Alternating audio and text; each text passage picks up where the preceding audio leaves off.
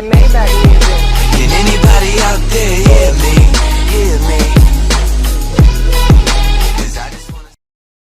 Assalamualaikum warahmatullahi wabarakatuh. Selamat datang kembali di channelnya Belajar Santai. Di video kali ini saya akan berbagi kepada Bapak Ibu sekalian terkait dengan soal-soal SKB, yang mana ini diperuntukkan bagi teman-teman atau Bapak Ibu CPNS yang sudah lulus SKD.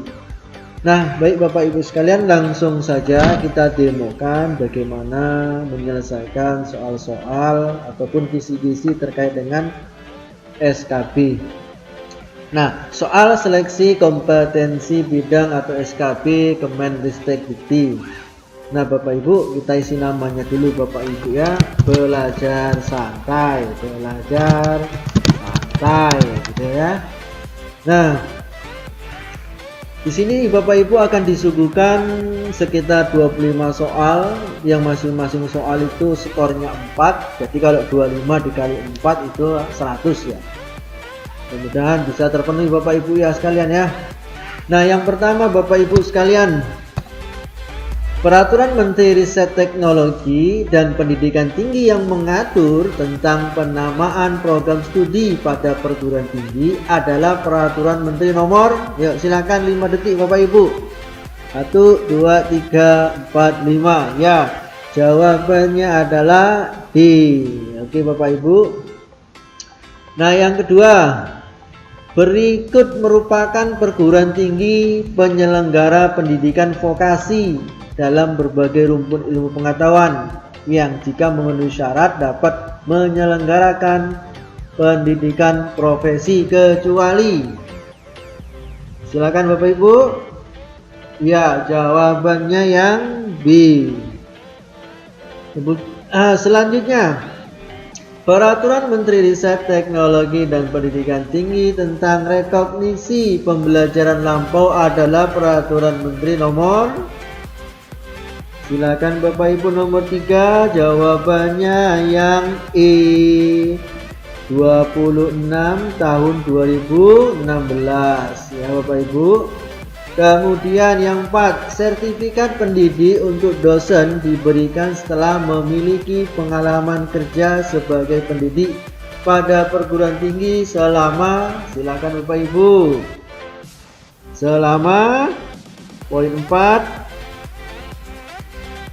2 tahun. Oke. Selanjutnya nomor 5, Peraturan Menteri Riset Teknologi dan Pendidikan Tinggi tentang pengangkatan dan pemberhentian pemimpin perguruan tinggi negeri adalah, silakan Bapak Ibu, jawabannya yang E, 9 tahun 2017 ya, nomor 9 tahun 2017. Jadi jawabannya yang I. Kemudian nomor 6 Bapak Ibu, Undang-Undang Republik Indonesia nomor 14 tahun 2005 mengatur tentang, silakan nomor 6. Jawabannya yang C, guru dan dosen, nomor 14 tahun 2005.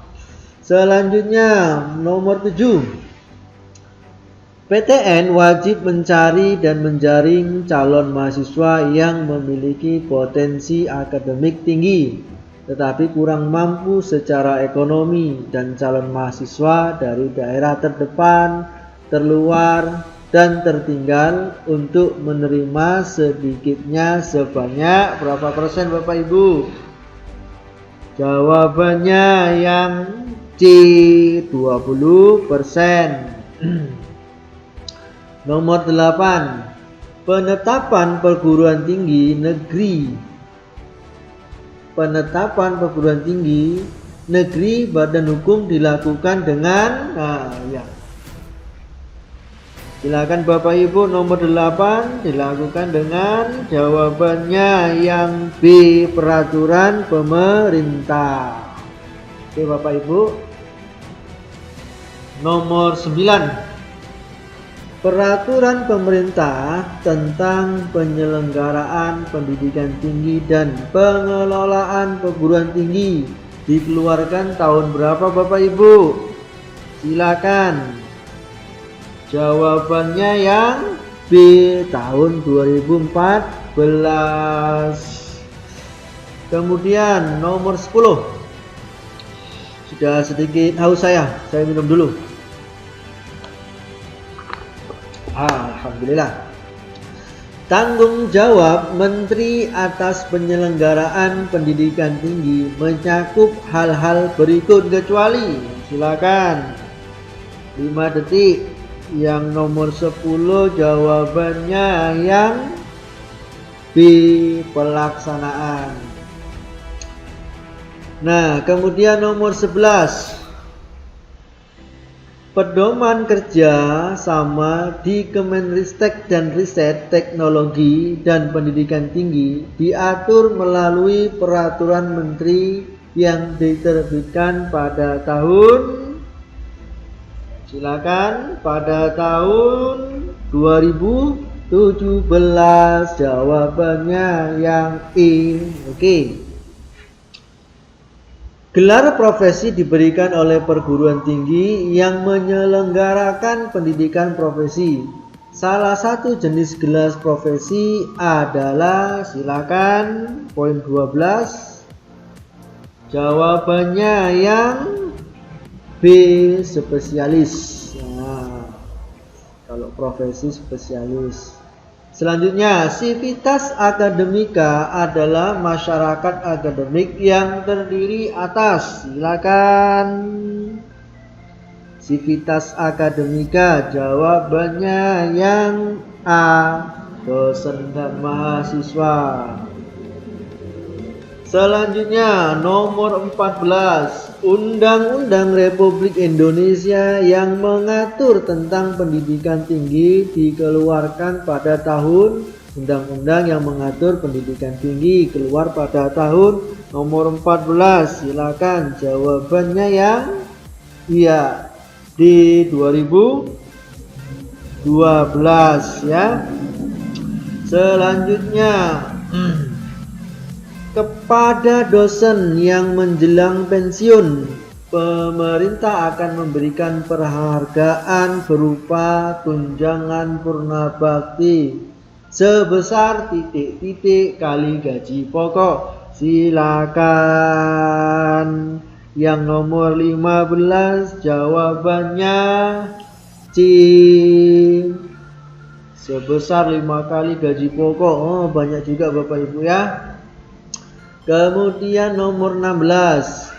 Dalam susunan organisasi Kementerian Riset Teknologi dan Pendidikan Tinggi terdapat Direktorat Jenderal berikut kecuali Direktorat Jenderal Relevansi dan Produktivitas, Direktorat Jenderal Pembelajaran dan Kemahasiswaan, Direktorat Jenderal Kelembagaan Ilmu Pengetahuan, Teknologi dan Pendidikan Tinggi, Direktorat Jenderal Sumber Daya Ilmu Pengetahuan, Teknologi dan Pendidikan Tinggi, atau Direktorat Jenderal Penguatan Riset dan Pengembangan. Nomor 16 jawabannya yang A, gitu ya. Direktorat Jenderal Relevansi dan Produktivitas. Kita lanjut nomor 17. Tunjangan profesi diberikan kepada dosen yang melaksanakan tridharma perguruan tinggi dengan beban kerja paling sedikit sepadan dengan titik-titik SKS per semester. Silakan Bapak Ibu, nomor 17 jawabannya yang A. Oke. Kalau dosen bisa lihat ya.